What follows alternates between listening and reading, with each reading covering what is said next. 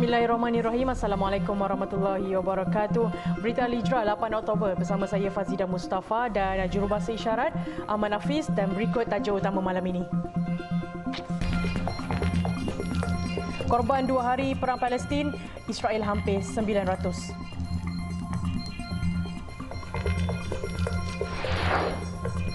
Juga pasukan perisai Israel lemah, gagal kesan strategi Hamas.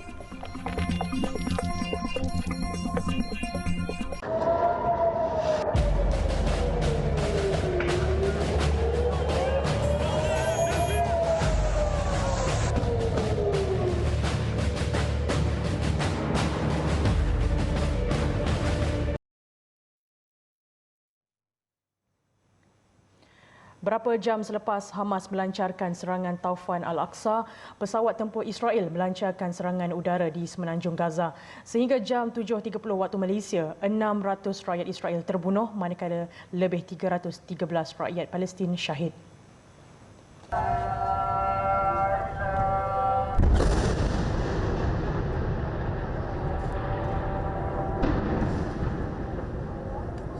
Jet pejuang Zionis menyerang 2 bilik kawalan Hamas di Gaza.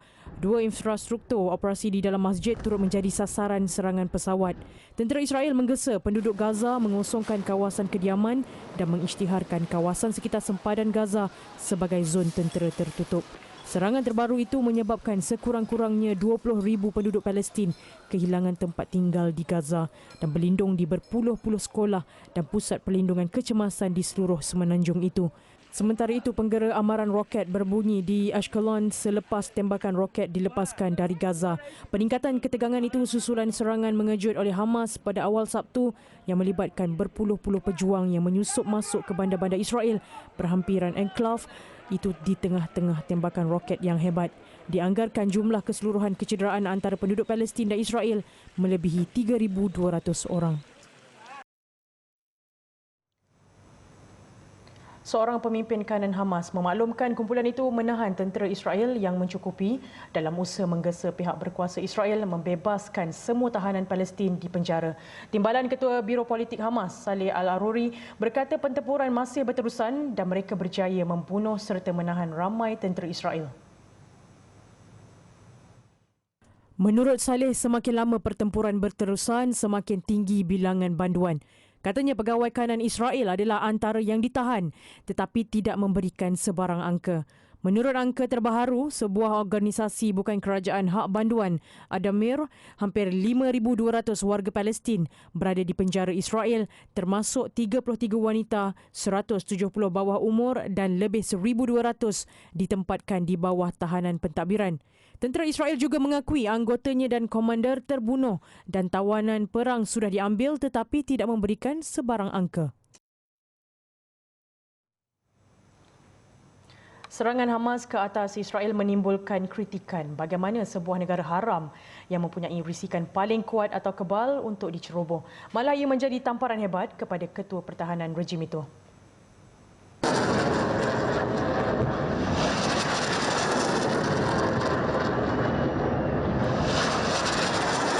Serangan Hamas dilaporkan sehari selepas ulang tahun ke-50 Perang Yom Kippur 1973. Tentera Israel yang kononnya mempunyai aset pertahanan tercanggih dilihat tidak dalam keadaan berjaga-jaga, malah kelihatan terkejut dengan serangan itu. Bekas Ketua Majlis Keselamatan Negara Israel, Jeneral Besar Giora Ilan berkata, ia kelihatan agak serupa dengan apa yang berlaku 50 tahun lalu. Sementara itu, penyelaras aktiviti kerajaan di wilayah Israel Kogat, Major Jeneral Hassan Alian dengan bongkaknya berkata, Hamas akan membayar perbuatannya. بدي احكي شيء واحد حركة حماس فتحت أبواب جهنم على قطاع غزة حماس أخذت القرار وحماس راح تتحمل المسؤولية وثمن أعمالها. Sebelum ini, Israel sentiasa menganggap Hamas sebagai musuh ketatnya. Tetapi sejak kerosakan teruk ke atas Gaza dalam perang 10 hari pada 2021, Israel menggunakan kaedah ganjaran dan hukuman bagi mengekalkan kestabilan di kawasan yang disekat itu. Ia menawarkan insentif ekonomi termasuk ribuan permit kerja yang membenarkan penduduk Gaza bekerja di Israel atau tebing barat yang diduduki sambil mengekalkan sekatan yang ketat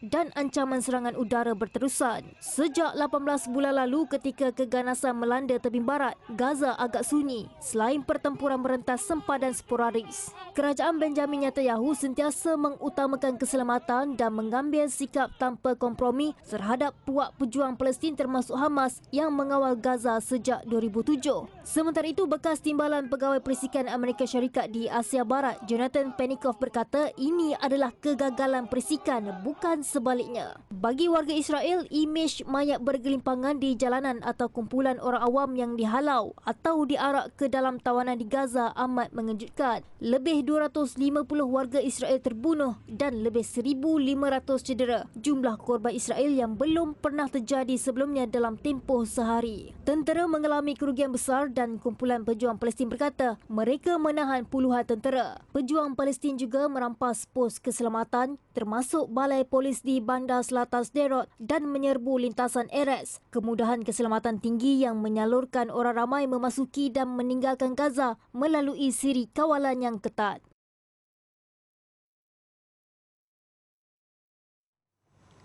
Kegagalan pasukan resik Israel itu turut diakui oleh pemerhati bebas isu antarabangsa Ismail Hashim Yahya. Jelasnya, ia satu perkara yang amat mengejutkan dunia kerana Israel mempunyai teknologi terkini untuk mengesan sebarang kemasukan ke negara haram itu dan ia seolah-olah tidak berfungsi semasa awal serangan. Dan susulan kegagalan tersebut, ia jelas menunjukkan bahawa Palestin telah menang meskipun akan berdepan dengan sekatan rejim Zionis. Memang ini kemenangan pada Hamas, Gaza dan Palestin. Kerana Palestin dan Hamas sudah berjaya memasuki wilayah selatan Israel. Dengan kecanggihan mereka juga dengan teknologi persenjataan 500 peluru berpandu dihantar. 5,000 misal telah dihantar. Mereka memiliki kekuatan ini. Dan Israel tak boleh pandang ringan terhadap Hamas lagi. Ini memang kemenangan dari segi persenjataan, dari segi moral, dari segi kebangkitan rakyatnya. Kebangkitan negara Islam juga melihat bahawa jangan memandang ringan, jangan membelakangi Palestin dan baik Masjid Baitul Maqdis dan juga Al-Aqsa. Jelasnya, pihak Israel semestinya dalam keadaan lebih berjaga-jaga atau ketakutan selepas ini kerana Hamas mempunyai rancangan tersendiri yang lebih hebat walaupun mungkin teknologi yang digunakan tidak setanding Israel. Dalam pada itu, katanya juga, kemenangan Hamas ini perlu diperhatikan oleh negara Islam lain bahawa jangan sesekali memandang rendah dengan keupayaan Hamas. Namun, meskipun dengan kemenangan tersebut, rakyat Palestin masih akan dibelenggu dengan kesekatan Israel kerana ia telah menjadi kelaziman di sana setiap kali serangan berlaku. Palestin, Gaza, tebing barat, mereka sudah lama menghadapi sekatan ini. Setiap kali Hamas serang, sekali berlaku konflik di antara pejuang Palestin sama ada di tebing barat dan Gaza, setiap kali berlaku itu, setiap kali sahaja akan ada sekatan bantuan. Mereka telah melazimi dan sudah biasa. Berhubung pendamaian bagi kedua-dua negara itu, Ismail memaklumkan bahawa ia tidak akan terjadi. Namun Israel berkemungkinan akan mengundur diri peperangan ini kerana mendapat tekanan daripada negara luar.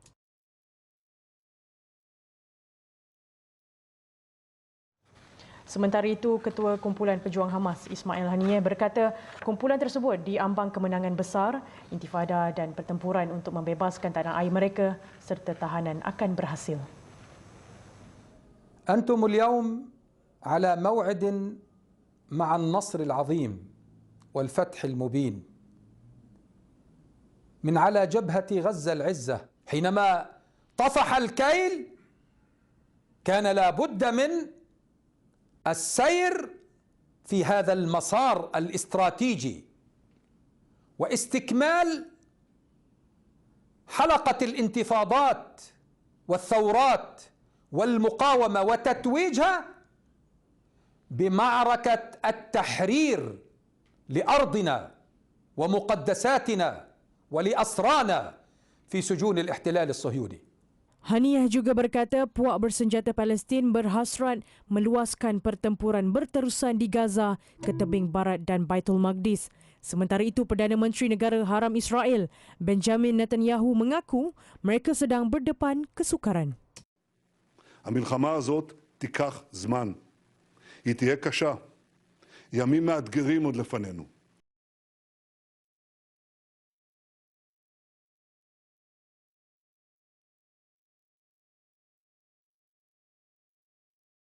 اللهم انصر إخواننا المستضعفين على أرض فلسطين.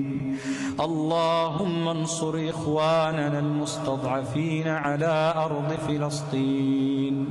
اللهم حرر المسجد الأقصى من اليهود الغاصبين.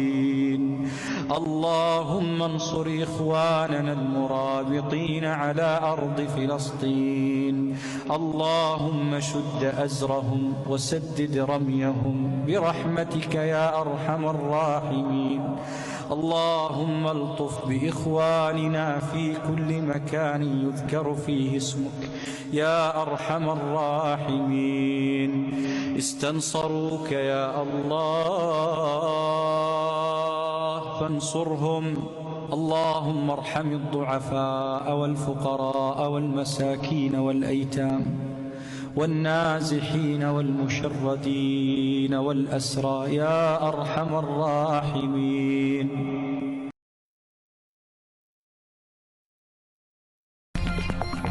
Baik, selepas ini solidariti dunia tanda sokongan kepada Palestin. Siri ketegangan di Palestin terus memuncak dan ia mencetuskan kebangkitan rakyatnya demi mempertahankan tanah air.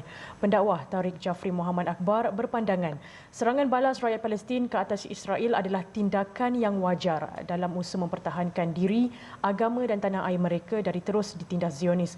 Menurut beliau, tindakan tersebut adalah selari seperti mana yang dituntut dalam Al-Quran menerusi surah Al-Imran. Tariq Jafri berkata siri peperangan yang berlaku di Palestin telah menyaksikan banyak nyawa terkorban dan kerosakan harta benda, bangunan dan tanah pertanian. Kebangkitan mereka untuk membalas semula serangan itu sangat tali dengan apa yang disuruh oleh Al-Quranul Karim. Contohnya dalam firman Allah Subhanahu Wa Taala dalam surah Al-Imran, Allah Taala berfirman, "Waqatiluhum hatta la takuna fitnatun wa yakuna ad-dinu lillah."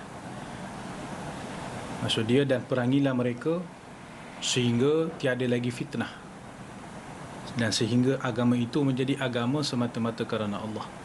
Ini ayat Al-Quran ini walaupun mukhatab, dia punya ditujukan kepada Nabi sallallahu alaihi wasallam, tapi ia diguna pakai dalam semua konteks lah, sehingga hari kiamat kita gunakan ayat tersebut sebagai panduan.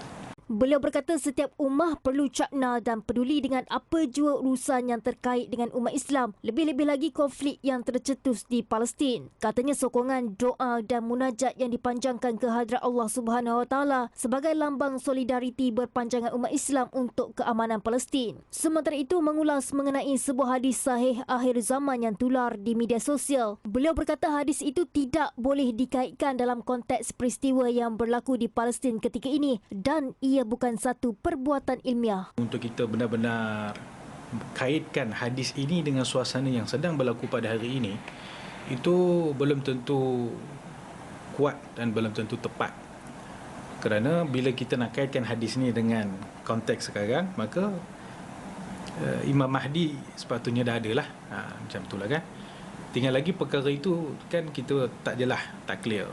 Jadi susah untuk kita kaitkan hadis tersebut dengan konteks yang berlaku sekarang sebagai kebangkitan rakyat Palestin dalam membalas serangan golongan Israel ini. Tinggal lagi walaupun beliau berkata hadis akhir zaman tidak boleh difahami dengan kaedah yang silap kerana ia dikhawatiri boleh mendatangkan suasana huru-hara kepada masyarakat.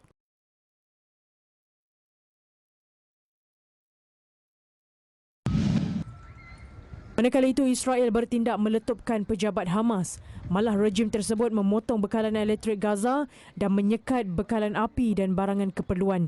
Sementara itu, semua pemimpin dan masyarakat dunia mengutuk sekeras-kerasnya pembunuhan terang-terangan rakyat Palestin oleh rejim Israel. Antaranya penduduk Istanbul yang berarak dan melaungkan slogan "Berarak untuk Fatah".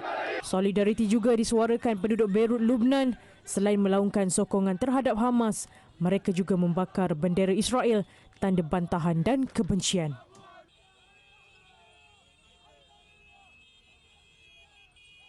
Apa yang terjadi Palestin itu diterjemahkan dalam lagu oleh remaja lelaki 14 tahun negara tersebut.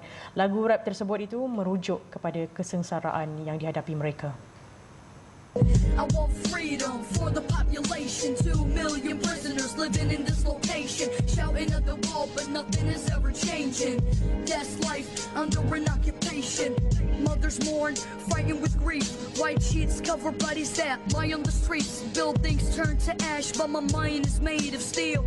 So it doesn't take much for me to heal. Won't lose the will to live or lose our minds. My auntie lost her home, so she lost her life, but she is still alive, but traumatized by the bombs that flew in and dropped at night. My sister couldn't sleep, tried to stop her cries. I said it was fireworks, I was telling her lies. Where's the compassion? This is heartless. It's like they want us all living in darkness. Cutting off water and electricity for hours. They're knocking towers, but that's not knocking the power that I have in my pen. When I'm writing, I'm unstoppable. The microphone is the only escape possible, cause that's the way that I can speak my mind. I wonder how does the اللهم إنا نجعلك في نحور أعدائنا ونعوذ بك من شرورهم اللهم بدد شملهم وفرق جمعهم وشتت كلماتهم وزلزل أقدامهم وسلط عليهم كلبا من كلابك يا قهار يا جبار يا منتقم يا الله يا الله يا الله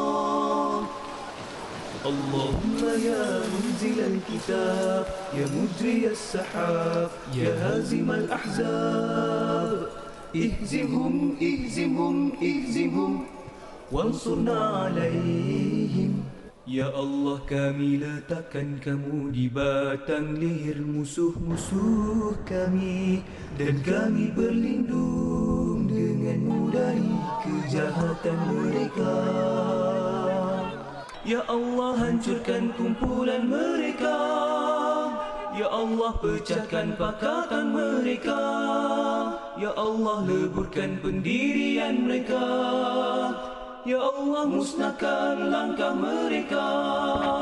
Cengkamkan anjing-anjingmu kepada mereka.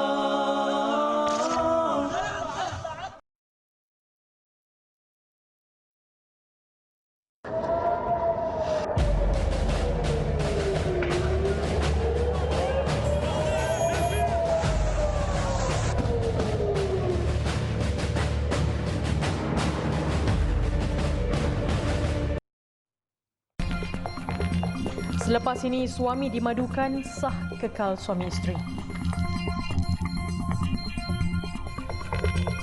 Menjelang usia senja, aktiviti menjadi semakin terbatas. Keyakinan bertambah sejak menggunakan autogel. Diperbuat daripada bahan-bahan semula jadi, tidak melekit, bau wangi dan senang dibawa ke mana-mana. Dapatkan autogel di farmasi berdekatan atau hubungi nombor yang tertera.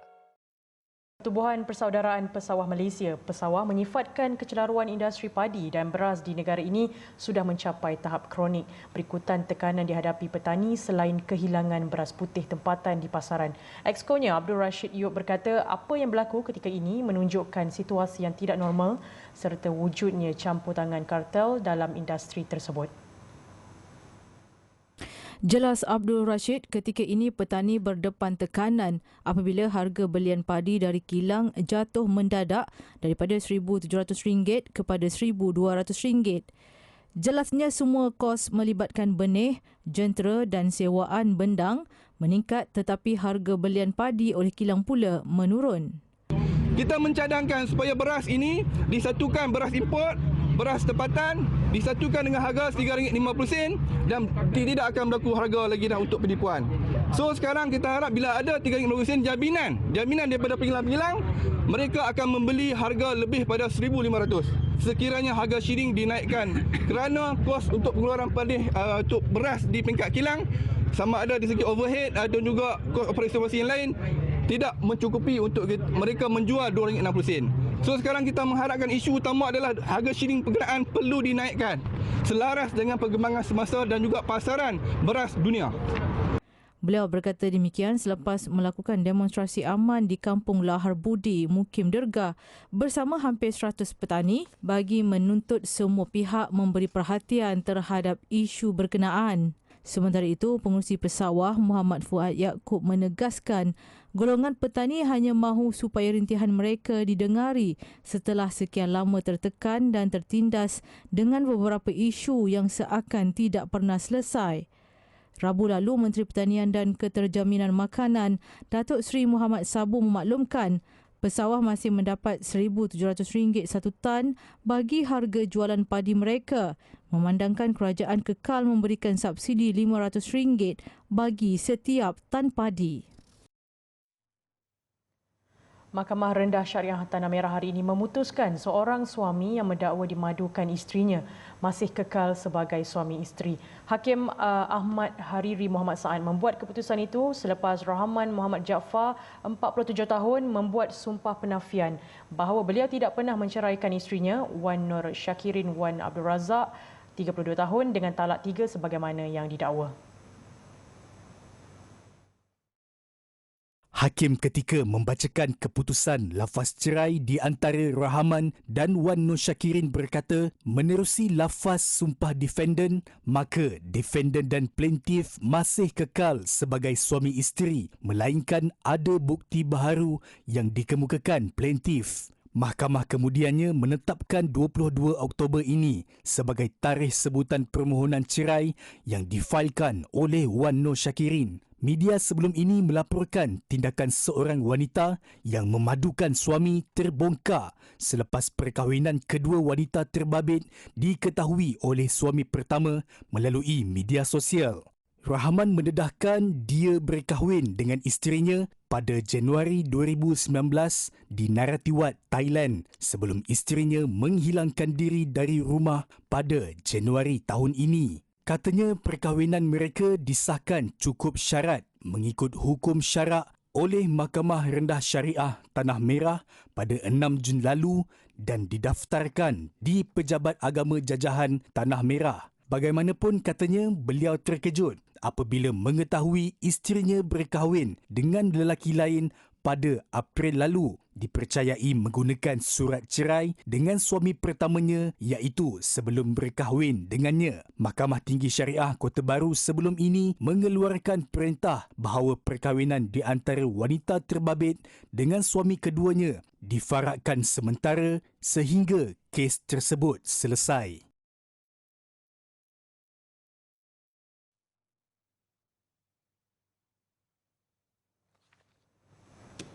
Rakyat Trustee Berhad RTB, syarikat amanah pertama yang menggunakan aplikasi digital sepenuhnya seiring dengan visi kerajaan untuk mentransformasikan digital di Malaysia.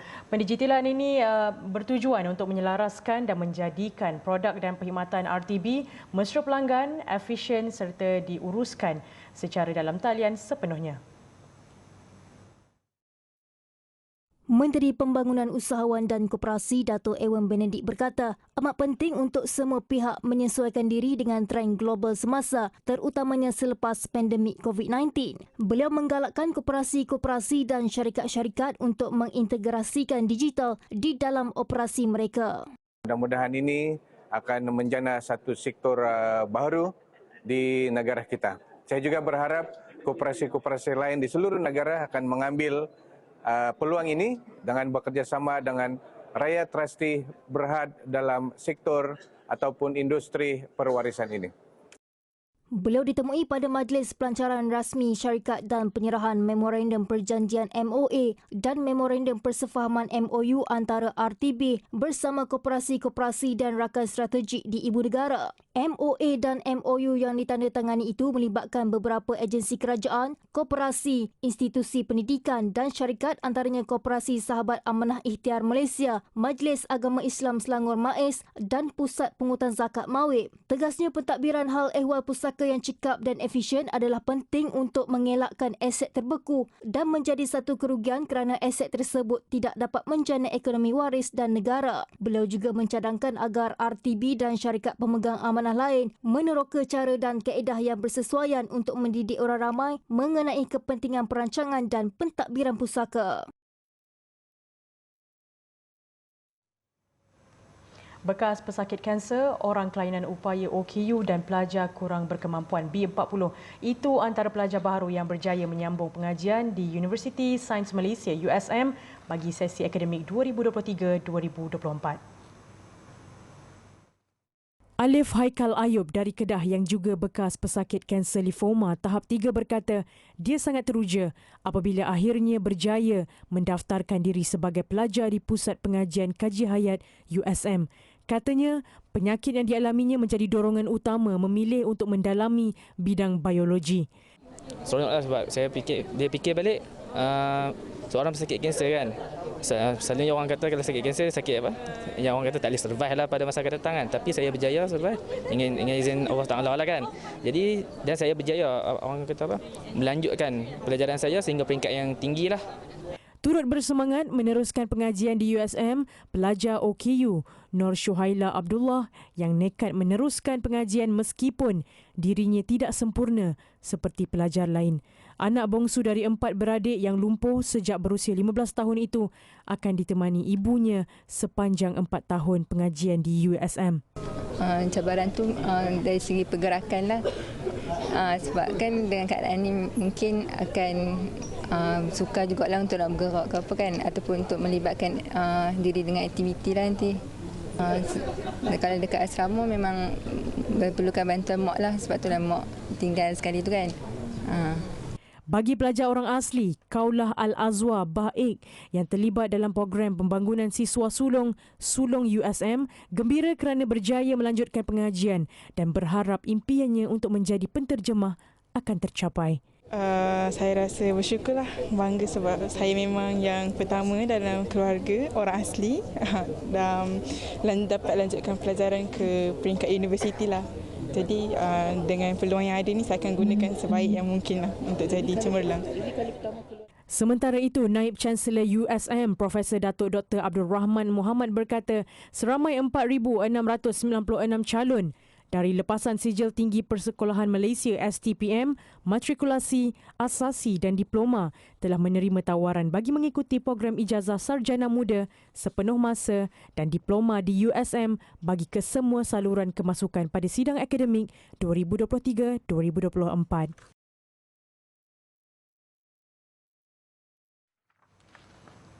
Sekian untuk malam ini. Saya Fazida Mustafa dan juru bahasa isyarat Ahmad Hafiz Azamuddin satukan ummah dengan ilmu bagi memperkasa Malaysia Madani. Sebelum berpisah, saksikan uji bakat program Pentas Marhaban yang dijalankan petang tadi. Assalamualaikum dan selamat malam.